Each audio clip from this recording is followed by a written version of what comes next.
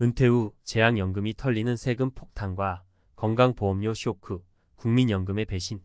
몇 년 전만 해도 국민연금은 60세부터 받을 수 있다고 했었지.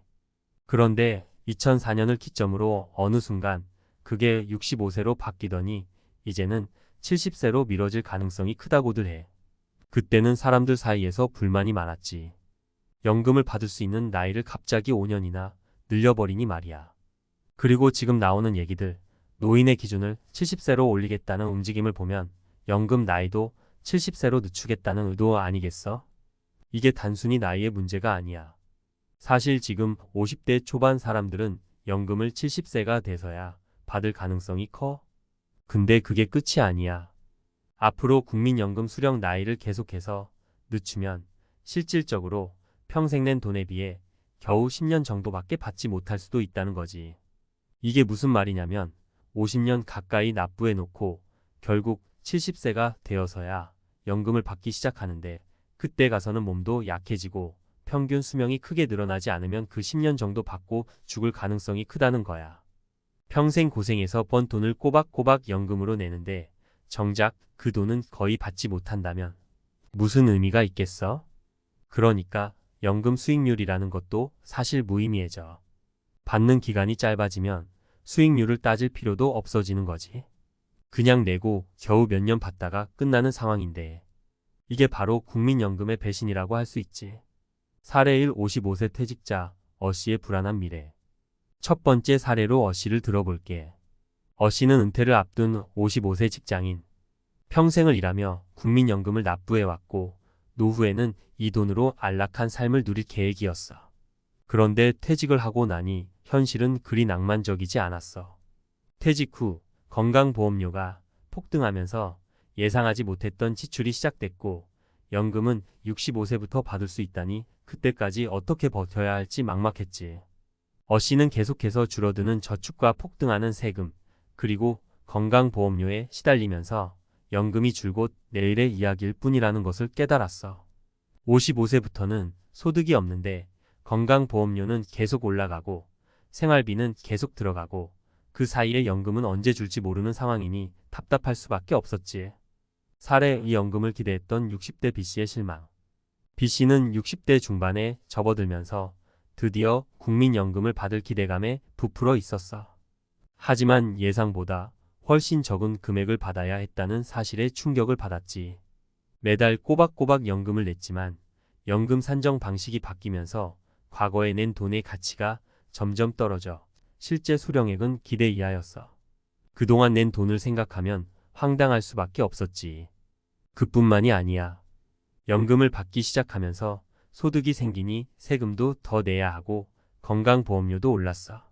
국민연금으로 노후를 편안하게 보낼 줄 알았는데 세금과 보험료가 더해지니 실질적으로 손에 쥐는 돈은 턱없이 부족한 거지. 결국 B씨는 연금을 받으면서도 생활비를 충당하기 위해 아르바이트를 찾아야 했어. 사례 3. 50대 초반 C씨의 고민. C씨는 50대 초반으로 아직 퇴직은 하지 않았지만 벌써부터 은퇴 후가 걱정이야. 국민연금 수령 나이가 점점 늦춰지고 있다는 소식을 들을 때마다 불안감이 커져가고 있거든. 지금까지 꼬박꼬박 연금을 냈지만 70세가 되어서야 받을 수 있을지 아니면 그때 가서 더 늦춰질지도 모르는 상황이잖아. 게다가 C씨는 부모님 세대를 보면 70세까지 건강하게 살 수 있을지 의문이야. 결국 70세 이후에 연금을 받게 된다면 실질적으로 받을 수 있는 기간이 10년 남짓밖에 안 될 것 같다는 두려움이 크지. 그래서 요즘은 연금을 믿고 있기보다는 차라리 개인적으로 자산을 관리해야겠다는 생각을 하고 있어. 국민연금 그 믿음이 깨지는 순간 결국 국민연금 제도에 대한 신뢰가 점점 흔들리고 있어. 수십 년간 납부한 연금이 제때 돌아오지 않고 그 사이에 세금과 건강보험료 부담이 커진다면 연금으로 노후를 준비한다는 게 무의미해지는 거지. 게다가 연금을 받기 시작하는 나이가 계속해서 늦춰진다면 받는 기간은 점점 짧아지고 그만큼 연금의 실질적인 가치도 떨어질 수밖에 없잖아. 사실 많은 사람들이 느끼는 건 이제는 연금만으로 노후를 준비하기 어렵다는 거야. 세금, 건강보험료 등의 예상치 못한 비용이 계속해서 발생하고 연금 수령 나이가 늦춰지면 늦춰질수록 경제적 부담은 더 커질 수밖에 없지. 이런 상황에서 우리는 어떻게 대처해야 할까? 은퇴 후 재앙이 닥치기 전에 우리는 개인적으로도 철저한 준비가 필요해. 연금에만 의존하지 말고 다양한 방식으로 노후를 대비하는 방법을 고민해야 할 때인 것 같아. 그러지 않으면 지금의 50대 초반 세대는 50년을 내고도 10년밖에 못 받는 불합리한 상황에 처할지도 몰라. 국민연금 제도 변화로 인해 많은 이들이 은퇴 후 경제적 불안을 느끼고 있어. 특히 연금 수령 나이가 65세에서 70세로 늦춰질 가능성이 커지면서 우리는 그동안 무엇을 해야 할지 고민해야 하는 상황에 놓였지. 단순히 연금만 믿고 살아가는 시대는 끝났다고 해도 과언이 아니야. 그렇다면 이제 우리는 무엇을 해야 할까? 1. 다양한 금융상품 활용. 연금 외에도 대비책이 필요해. 연금에만 의존할 수 없으니 다른 방법으로 노후 대비를 해야 해. 지금이라도 늦지 않았으니 IRP 개인형 퇴직연금이나 개인연금보험, 주식 및 ETF 투자 등 여러 금융상품을 적극적으로 활용하는 게 중요해. 예를 들어 IRP와 연금저축은 세액공제 혜택도 제공되기 때문에 당장의 세금 부담도 줄이면서 장기적으로 자산을 쌓는 데 유리해. 요즘 같은 저금리 시대에는 안정적인 배당을 지급하는 주식이나 ETF에 투자해 추가적인 수익원을 마련하는 것도 좋은 방법이지. 그리고 부동산을 활용한 임대 수익은 추가적인 생활비 보조가 될 수 있어. 2. 정부 정책 변화에 유연하게 대응하기. 국민연금 제도는 앞으로도 계속 변할 가능성이 있어. 현재는 70세까지 연금 수령이 늦춰질 수 있다는 얘기가 나오고 있지만 미래에는 더 늦춰질 수도 있어. 그렇기 때문에 우리는 정부의 연금 정책 변화에 항상 주목하고 그에 맞게 재무 계획을 유연하게 수정해야 해. 그리고 만약 주택을 소유하고 있다면 최근 주목받고 있는 주택연금도 고려해 볼 만해. 이 제도는 집을 담보로 연금을 받는 방식인데 수령 나이가 늦춰질 때 일시적인 소득 공백을 메울 수 있는 좋은 방법이 될 수 있지. 3. 은퇴 후 세금과 건강보험료 부담 줄이기. 연금을 받는다고 해서 모든 게 끝난 건 아니야. 은퇴 후에도 세금과 건강보험료는 큰 부담이 될 수 있어. 그래서 미리 절세 전략을 준비하는 것이 중요해.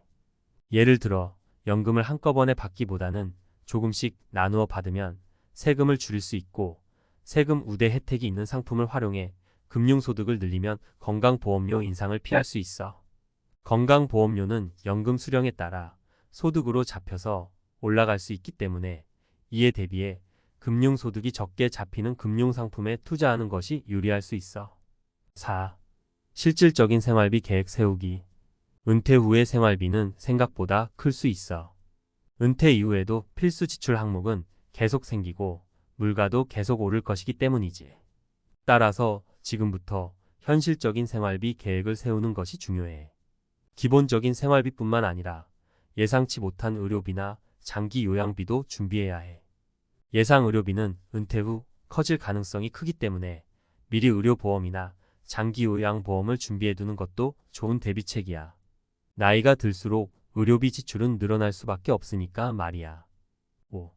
건강관리도 중요한 은퇴 준비. 아무리 재정적인 대비를 철저히 해도 결국 건강이 뒷받침되지 않으면 소용이 없겠지? 그래서 은퇴 후에도 정신적, 육체적 건강 관리를 꾸준히 하는 것이 중요해. 예를 들어 퇴직 후에는 갑작스럽게 생긴 시간적 여유가 오히려 스트레스나 우울증으로 이어질 수 있어.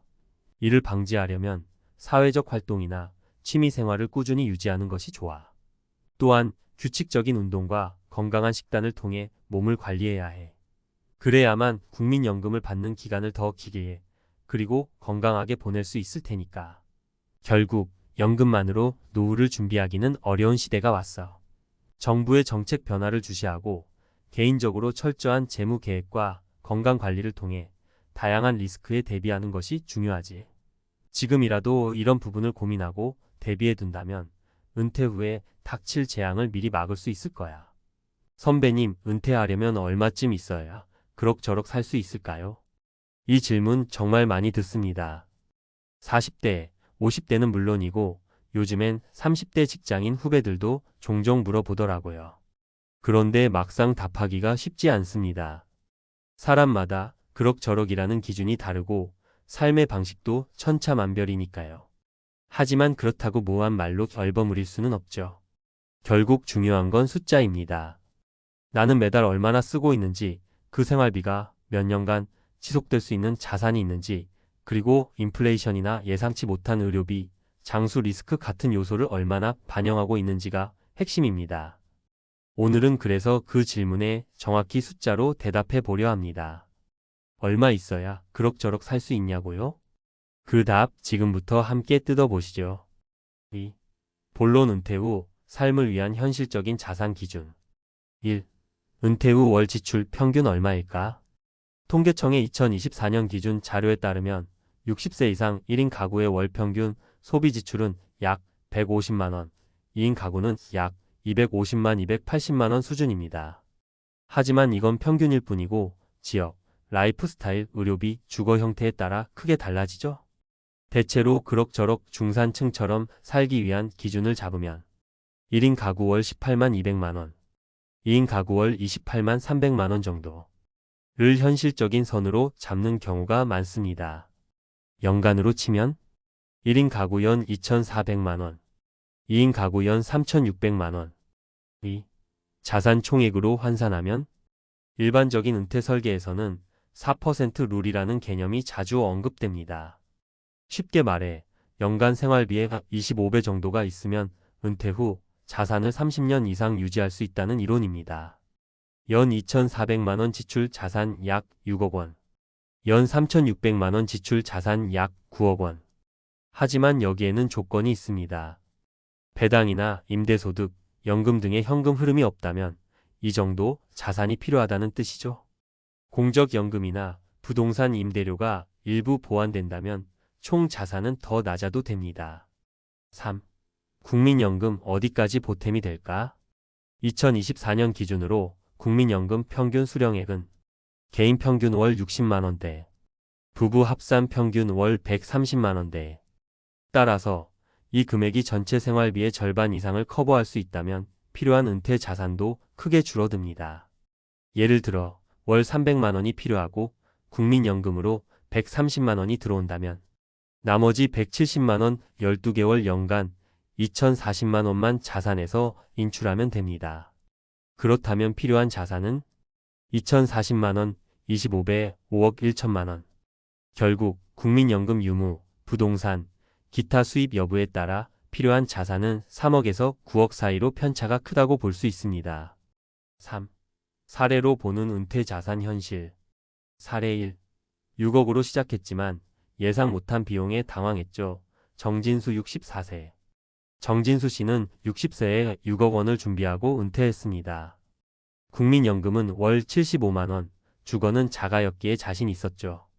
하지만 막상 은퇴 후 3년 차에 부인의 무릎, 수술비 1,200만원, 자녀 결혼 축의금, 예상치 못한 냉난방기 교체 등 지출이 몰렸습니다. 게다가 인플레이션으로 식비, 공과금이 꾸준히 올라가며 매년 생활비가 510%씩 늘었죠. 예상치 못한 일이 은근히 많더라고요. 6억이면 괜찮을 줄 알았는데 지금은 8억이었으면 좋았겠다 싶어요. 사례 2. 국민연금 덕에 3억으로도 버팁니다. 김말순 67세, 서울 은평구. 김말순 씨는 국민연금을 월 80만원 받고 본인 명의의 10평짜리 원룸을 월 45만원에 임대하고 있습니다.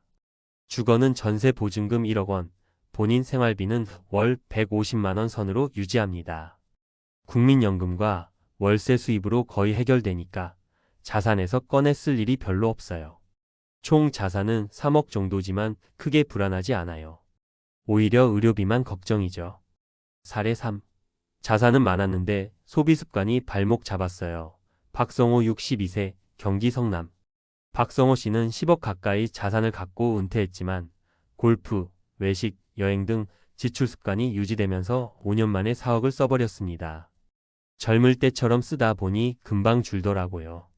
심지어는 투자한다고 주식에 넣었다가 손실도 났고요. 지금은 소비 습관을 줄이고 남은 자산으로 최소 20년은 버티기 모드로 바꿨다고 합니다. 4. 결론 그럭저럭 살기 위한 진짜 기준.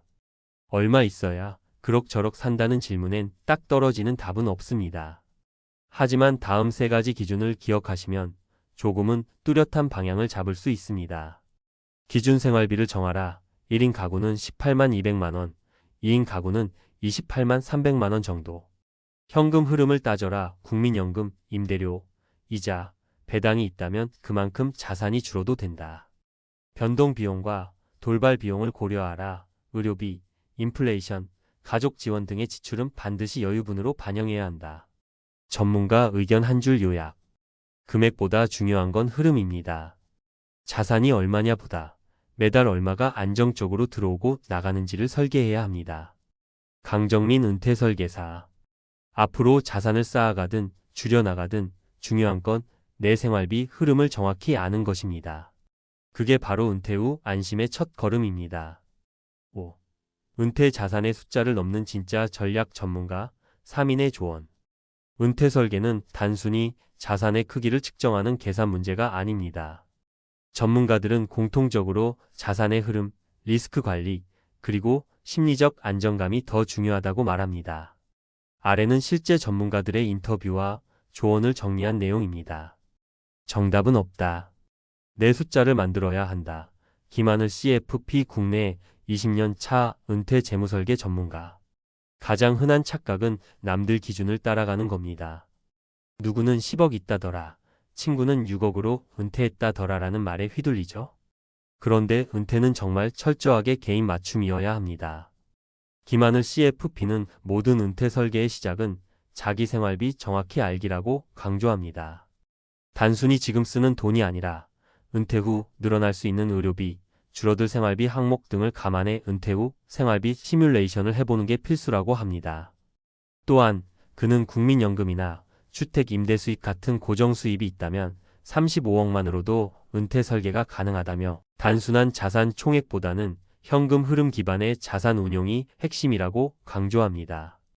은퇴 후엔 숫자보다 감정이 흔들립니다. 윤서진 은퇴 심리상 담사. 생각보다 많은 분들이 돈보다는 심리적으로 무너져서 은퇴 후 어려움을 겪습니다. 윤서진 상담사는 막연한 불안감이 은퇴 후 재정 판단을 흐리게 만든다고 설명합니다.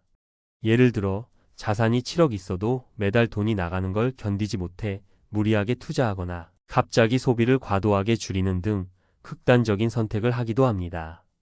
현금 흐름표를 손으로 써보는 것만으로도 마음이 안정되는 분이 많아요.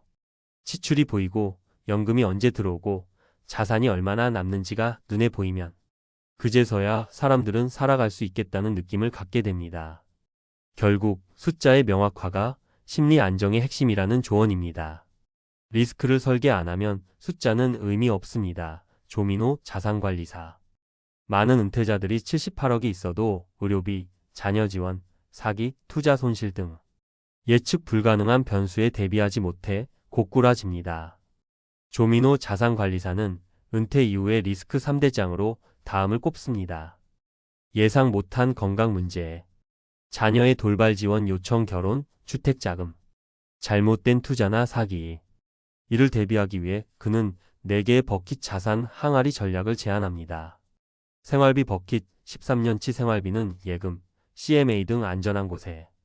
예상 지출 버킷, 차량 교체, 의료비 등 예측 가능한 큰돈 준비. 수익 버킷, 배당주, ETF 등에서 꾸준한 현금 흐름 창출. 유산 장수 대비 버킷, 종신형 연금, 공적 보험으로 장수 리스크 대비. 자산이 많아도 분산이 안 돼 있으면 위기에 무너지기 쉽습니다. 자산 구조를 나눠서 리스크를 흡수할 수 있게 만드는 것이 진짜 설계입니다. 6. 정리 숫자 심리 전략의 3박자. 은퇴 자산 얼마가 적당한가요? 라는 질문에 대한 현실적 답은 이렇습니다. 항목 현실적 가이드라인. 은퇴 후 월 생활비 1인 가구 18만 200만 원 비아리인 가구 28만 300만 원. 국민연금 평균 수령액 개인 월 6,080만 원 비알 부부 합산 12만 140만 원. 은퇴 자산 목표 총액 3억 9억 수입 구조와 생활비에 따라 달라짐. 안정적인 은퇴 구조 연금 흐름 비상 자산 조합 설계. 마무리 조언. 은퇴는 숫자의 싸움이 아닙니다. 흐름을 만드는 싸움입니다. 그리고 그 흐름이 끊기지 않도록 전략적으로 이어붙이는 과정이죠. 이 글을 읽는 당신도 정확한 자산 총액보다 더 중요한 건 내가 매달 얼마를 쓰고 그걸 어떻게 감당할 수 있을까를 정확히 보는 눈을 갖는 겁니다. 당신만의 그럭저럭이 정말로 가능한 은퇴가 되길 바랍니다. 지금부터 숫자를 내 것으로 만들어 보세요. 그게 은퇴 설계의 진짜 시작입니다. 정년퇴직을 하면 인생 2막이 시작된다. 다들 그렇게 말합니다. 하지만 그 2막이 이렇게 버거울 줄 누가 알았을까요? 이제 막 60대를 맞은 김 부장님. 회사에서는 고생 많으셨습니다. 꽃다발도 받았고 송별회에서는 후배들이 진심으로 박수를 쳤습니다. 그런데 퇴직 한 달 후 그는 어느 마트 물류 창고에서 박스를 나르고 있었습니다. 하루 종일 허리를 굽히고 땀을 흘리며 식은 도시락을 먹고 있죠. 왜 이렇게 된 걸까요? 그는 대기업 임원이었습니다. 업무 능력도 경력도 스펙도 빠지지 않았는데도 정작 퇴직 후에는 나이가 죄가 됐고 경력은 무거운 짐이 되어버렸습니다. 이게 남의 얘기 같으신가요? 아닙니다. 지금 이 순간에도 수많은 50대, 60대들이 이 현실과 마주하고 있습니다. 문제는 은퇴가 아니라 은퇴 이후를 준비하지 않은 것입니다. 우리는 대개 퇴직이 다가오면 이렇게 생각합니다. 이제 좀 쉬자, 놀면서 여행도 다니고. 하지만 현실은 다릅니다. 퇴직은 휴식이 아니라 현실 생존 게임의 시작일 뿐입니다. 국민연금? 월 90만 원도 안 나옵니다. 퇴직금? 집 대출 갚고 나면 남는 게 없습니다. 재취업? 50세 넘으면 일자리는 거의 단순 노동입니다. 그런데도 많은 사람들이 막연히 이렇게 믿습니다. 대기업 출신이면 퇴직 후에도 뭐든 할 수 있겠지. 그 믿음이 바로 은퇴 후 추락을 부르는 착각입니다. 사례 퇴직금 3억 있었지만 2년 만에 바닥났습니다. 61세 어씨. 어씨는 한 대기업에서 35년을 근무했습니다. 퇴직금 3억 원을 받고 퇴직했죠. 그는 이렇게 생각했습니다. 이 정도면 10년은 문제 없겠지. 여행도 좀 다니고 쉬다가 천천히 뭐라도 하지. 그런데 예상과는 달리 돈은 빠르게 줄어들었습니다. 자녀 결혼자금 8천만 원, 집 리모델링 5천만 원, 매달 생활비 250만 원, 24개월 6천만 원. 2년 만에 통장은 반토막이 났고 결국 편의점 야간 아르바이트를 시작했습니다. 지금은 밤새 서 있으려면 무릎이 너무 아파요. 그때 괜히 썼어요. 내가 너무 안일했어요. 사례 이력서 100장 넣었지만 돌아온 건 단 한 통의 전화뿐. 58세 B씨. B씨는 IT 계열 대기업의 부장이었습니다. 전략기획팀에서 20년 넘게 일했고 인사평가도 늘 최상이었습니다. 퇴직 후 새로운 커리어를 꿈꾸며 이력서를 100장 넘게 보냈습니다. 하지만 대부분 돌아온 건 이런 피드백이었습니다. 과분하십니다. 채용 연령대가 좀 맞지 않습니다. 연봉 협의가 어렵습니다. 결국 그는 택배 분류센터에서 오전 아르바이트를 시작했습니다. 내가 이렇게 될 줄 몰랐어요. 경력보다 나이를 본다는 게 이렇게 무섭네요. 사례 퇴직 후 우울증까지. 하루가 너무 길었습니다. 63세 C씨. C씨는 회사에서 늘 열정적인 사람이었습니다. 후배 교육, 조직 관리, 업무 조율까지 누구보다 적극적이었죠. 그런 그가 퇴직 후 처음 맞이한 건 쓸쓸한 아침이었습니다. 아무도 찾지 않는 전화, 아무것도 할 일이 없는 하루. 처음엔 책을 읽고 드라마도 봤지만 그마저도 3개월을 넘기지 못했습니다. 하루가 너무 길어요. 아무도 나를 필요로 하지 않는다는 생각에 눈물이 났어요. 결국 그는 정신과 상담을 받으며 지금은 구청의 일자리 센터에서 공공 근로를 하고 있습니다. 돈이 문제가 아니었어요. 내가 사회에서 사라진 느낌, 그게 가장 힘들었어요. 은퇴를 준비한다는 건 삶을 다시 설계하는 일입니다. 대기업 출신이라는 타이틀은 퇴직 후엔 더 이상 유효하지 않습니다. 진짜 중요한 건 어떻게 살 것인지, 어떤 수입원을 확보할 것인지, 어떤 삶의 리듬을 만들 것인지입니다. 첫째, 소득 설계를 현실적으로 하세요. 월 20만, 250만 원의 생활비를 만들 수 있는 구조를 미리 만들어 두세요. 국민연금, 퇴직금, 임대소득, 유튜브 수익, 배당금 등 어떤 방식이든 안정적인 현금 흐름이 있어야 합니다. 둘째, 재취업 시장은 이미 다르다는 걸 인정하세요. 이제는 직함보다 현장력입니다. 지게차 자격증, 소방안전관리사, 경비교육 수료증처럼 나이에 구애받지 않고 일할 수 있는 실무형 자격이 실질적인 도움이 됩니다. 셋째, 소속감을 잃지 마세요. 공공일자리, 봉사활동, 커뮤니티 참여 등으로 사회와 연결되어 있어야 합니다. 돈보다 더 무서운 건 고립입니다. 마무리하며 대기업 임원이었는데 왜 지금은 마트에서 박스를 나릅니까? 그 질문은 단순한 안타까움이 아니라 우리 모두를 향한 경고입니다. 세상이 달라졌고 은퇴 후 30년은 제2의 인생이 아니라 제2의 생존일 수 있습니다. 준비하지 않으면 누구든 박스를 나르는 삶 앞에 설 수 있습니다. 하지만 반대로 지금부터 준비한다면 그 박스는 짐이 아니라 경험과 지혜를 나르는 도구가 될 수 있습니다. 그 선택은 지금 당신에게 달려 있습니다. 대기업 임원이었는데 왜 지금은 마트에서 박스를 나릅니까? 은퇴 후 재취업 시장의 냉혹한 현실과 준비 전략. 한국 사회에서 대기업 임원이라는 타이틀은 오랜 세월 명예와 안정의 상징이었습니다. 그러나 정년퇴직 후 그 이름표는 더 이상 경쟁력 있는 자산이 아닙니다. 특히 평균 기대 수명이 83세를 넘어선 오늘날 은퇴는 끝이 아니라 또 다른 30년의 시작입니다. 문제는 이 30년을 준비하지 못한 수많은 중장년층이 은퇴와 동시에 곧장 경제적 심리적 낭떠러지로 밀려난다는 점입니다. 이 글에서는 대기업 임원도 예외가 아닌 은퇴 후 재취업의 현실과 그에 필요한 전략을 전문가적 관점에서 다룹니다. 생생한 사례와 함께 실질적인 해결책을 제시합니다. 1.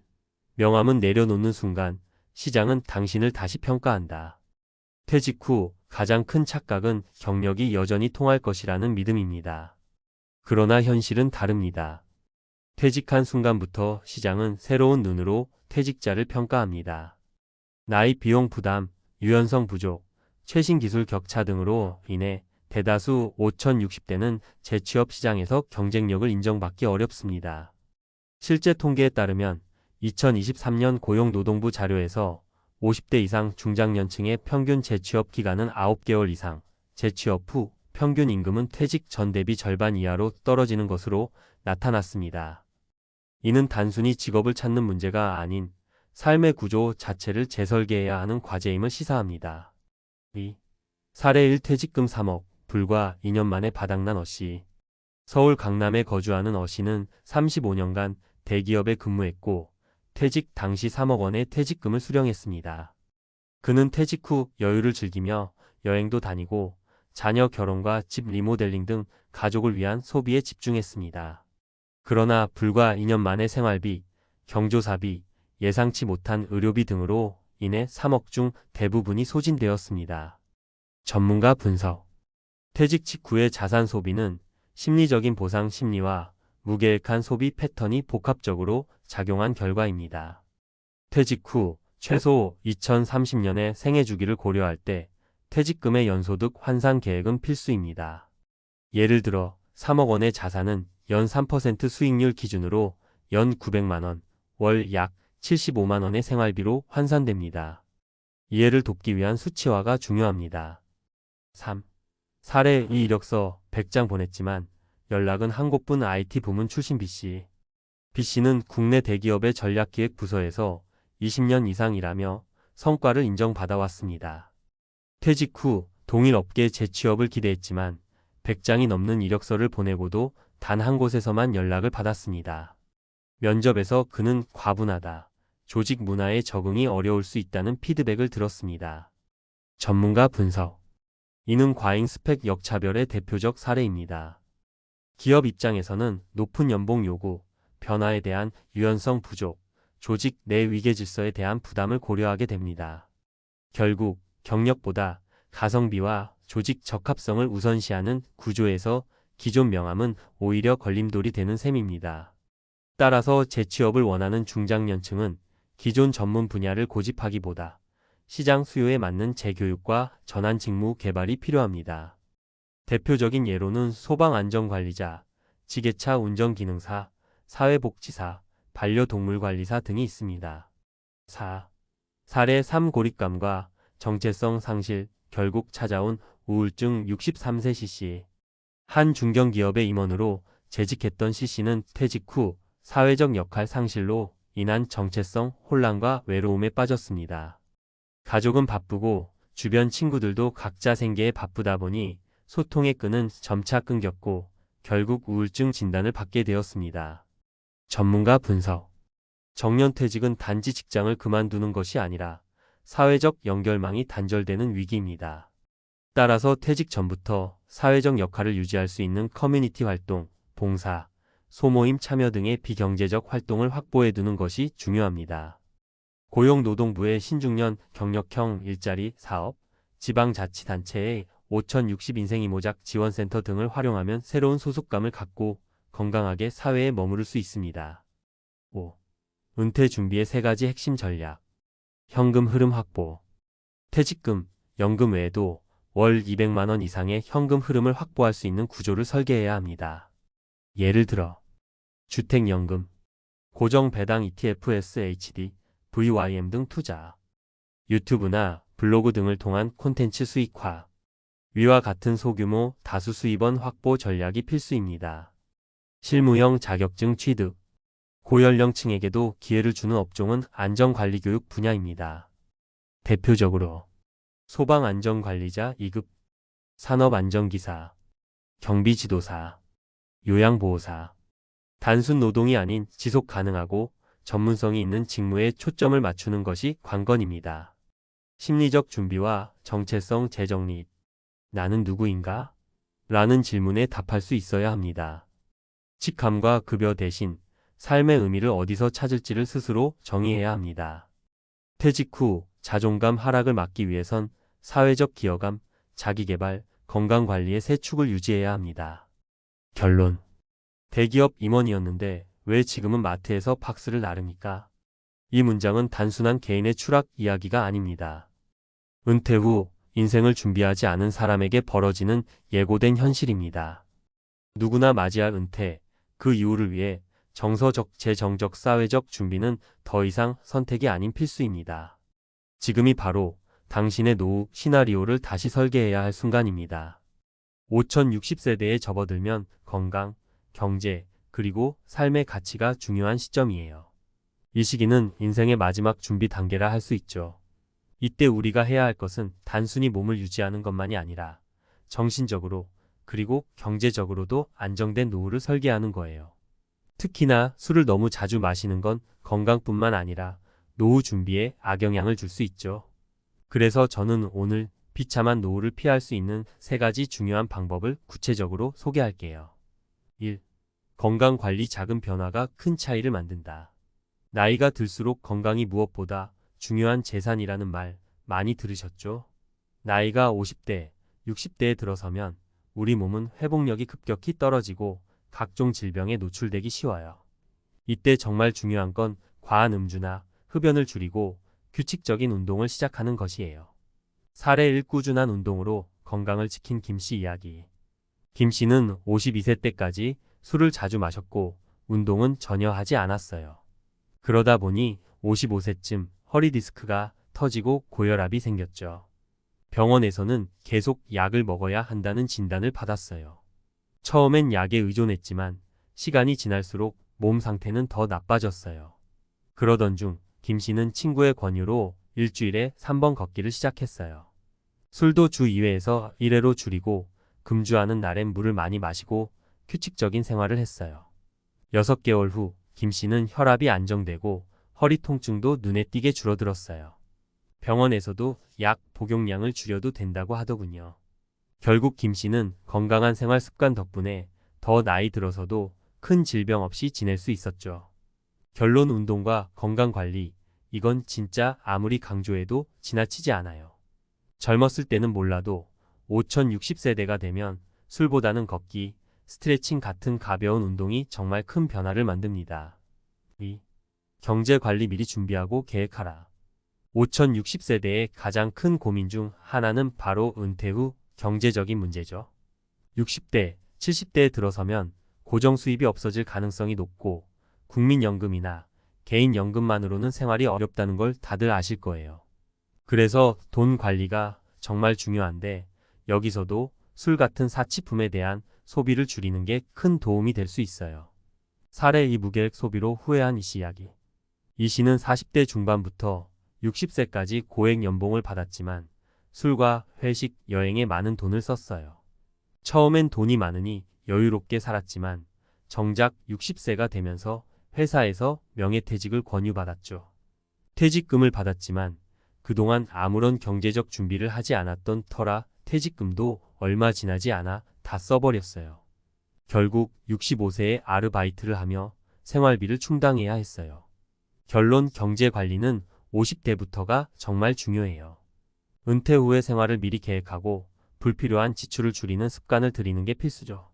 매달 고정 지출을 줄이고 연금이나 저축을 늘리는 것도 좋은 방법입니다. 3. 사회적 관계 사람이 곧 자산이다. 노년기에 접어들면서 가장 큰 위로와 힘이 되는 건 바로 사람이에요. 가족, 친구, 지인들과의 관계가 노후를 어떻게 보낼지에 큰 영향을 미쳐요. 그런데 술에 너무 의존하다 보면 건강뿐만 아니라 대인 관계에서도 문제가 생길 수 있어요. 술자리에서의 실수나 과한 음주는 오히려 사람들과의 관계를 멀어지게 할 수 있죠. 사례 3 인간관계를 잘 유지한 박 씨 이야기. 박 씨는 55세에 조기 퇴직을 했지만 친구들과의 돈독한 관계 덕분에 외롭지 않았어요. 술자리를 자주 가지지 않았고 대신 친구들과 등산 모임을 만들거나 함께 봉사활동을 하며 시간을 보냈어요. 그 결과 박 씨는 경제적 여유는 많지 않았지만 항상 주변에 도와줄 사람이 많았어요. 은퇴 후에도 외롭지 않게 즐거운 시간을 보낼 수 있었던 거죠. 결론 사람과의 관계는 재산이에요. 그 관계를 유지하기 위해선 술보다는 건전한 취미나 활동을 함께하는 것이 훨씬 더 도움이 됩니다. 마무리 술을 줄이고 더 나은 노후를 준비하자. 5060세대라면 지금 당장 술을 줄이고 이 세 가지에 집중해 보세요. 건강을 챙기고 경제 관리를 철저히 하며 좋은 인간관계를 유지하는 것만으로도 우리는 비참한 노후를 피할 수 있어요. 결국 노후란 우리가 지금 얼마나 준비하고 있는지에 따라 달라질 수 있는 것이니까요. 아직 늦지 않았어요. 5060 더 늦기 전에 이것부터 실천하세요. 행복한 노후를 위한 3가지 필수 전략. 5060세대라면 인생 후반전을 준비해야 하는 중요한 시점입니다. 건강, 재정, 그리고 인간관계가 앞으로의 삶의 질을 결정짓죠. 여기서 가장 피해야 할 것 중 하나가 과도한 음주입니다. 술을 줄이고 그 에너지를 더 나은 미래를 준비하는데 투자하는 것이 비참한 노후를 피하는 열쇠입니다. 그렇다면 술 대신 무엇을 해야 할까요? 행복한 노후를 보장하기 위한 3가지 필수 전략을 알려드릴게요. 1. 건강 우선. 지금 관리하지 않으면 나중에 후회한다. 나이가 들수록 건강은 유지하기 힘들어지지만 그만큼 관리의 중요성은 커집니다. 음주는 간, 심장, 혈압 등에 치명적인 영향을 줄 수 있으므로 줄이거나 끊는 것이 좋습니다. 대신 규칙적인 운동과 건강한 식습관을 갖는 것이 더 중요해지죠. 사례 병을 이겨낸 박 씨 이야기. 박 씨는 55세에 심각한 고혈압과 당뇨로 고생했습니다. 젊었을 때는 매일 술을 마시며 일에 쫓겨 건강을 돌보지 못했어요. 하지만 60세부터는 술을 끊고 매일 아침 30분 걷기를 시작했죠. 그 결과 병원에서 혈압과 혈당 수치가 정상으로 돌아왔고 65세에도 활기차게 활동할 수 있었습니다. 건강을 미리 챙기지 않았다면 병원비와 병에 시달리며 고통스러운 노후를 보냈을 거예요. 2. 재정 설계. 술값 아껴서 내일을 대비하라. 5060세대가 되면 은퇴 후의 경제적 준비가 가장 중요해집니다. 불필요한 소비, 특히 술값을 줄이고 그 돈을 저축이나 투자로 돌리는 것이 현명한 선택이죠. 연금과 저축을 잘 관리하면 걱정 없는 노후를 맞이할 수 있습니다. 사례 은퇴 후 재정적 자유를 얻은 이 씨 이야기. 이 씨는 50대 초반부터 은퇴 후 생활을 위해 매달 술값과 불필요한 지출을 절반으로 줄이고 그 돈을 연금과 투자 상품에 넣었습니다. 60세에 은퇴했을 때 그는 10년간 모아둔 자금 덕분에 큰 경제적 어려움 없이 안정적인 노후 생활을 시작할 수 있었어요. 반면 같은 나이에 은퇴한 동료들은 아무런 준비 없이 힘들게 일하는 상황에 놓였죠. 3. 인간관계 건전한 활동으로 관계를 깊게 하라. 5060세대에 들어서면 사람과의 관계가 매우 중요해집니다. 그러나 술자리에서의 만남은 일시적인 친밀감을 제공할 뿐 오랜 관계를 유지하는 데는 한계가 있죠. 대신 술 없이도 의미 있는 시간을 함께 보내는 친구들과의 관계가 노후를 더욱 행복하게 만들어줍니다. 살에 깊은 우정을 이어간 김씨 이야기. 김씨는 술을 좋아했지만 50대 중반에 술을 끊고 동네 친구들과 등산 모임을 시작했습니다. 술이 아닌 활동을 중심으로 관계를 맺다 보니 친구들과의 우정은 더 깊어졌고 은퇴 후에도 매주 모여서 등산하고 이야기를 나누며 즐거운 시간을 보내고 있죠. 그 덕분에 외로움 없이 활기찬 노후를 보내고 있습니다. 마무리 지금 실천해야 내일이 달라진다. 5060세대라면 술을 줄이고 건강, 재정, 인간관계를 바로잡는 데 집중해야 합니다. 오늘부터라도 작은 변화를 시작하세요. 이 세 가지를 실천한다면 비참한 노후가 아닌 행복하고 활기찬 노후를 맞이할 수 있을 거예요. 내일을 위한 작은 변화, 큰 결과. 50대와 60대는 인생의 반환점이자 노후의 시작을 준비해야 하는 중요한 시기입니다. 하지만 이 시기에 술과 같은 단기적인 쾌락에 너무 의존하다 보면 정작 중요한 것들을 놓칠 수 있습니다. 오늘 이야기한 건강관리, 재정설계, 인간관계 유지는 그 자체로 간단해 보일 수 있지만 이 세 가지를 꾸준히 실천하는 것이 미래의 삶을 좌우합니다. 건강을 우선시하는 작은 변화.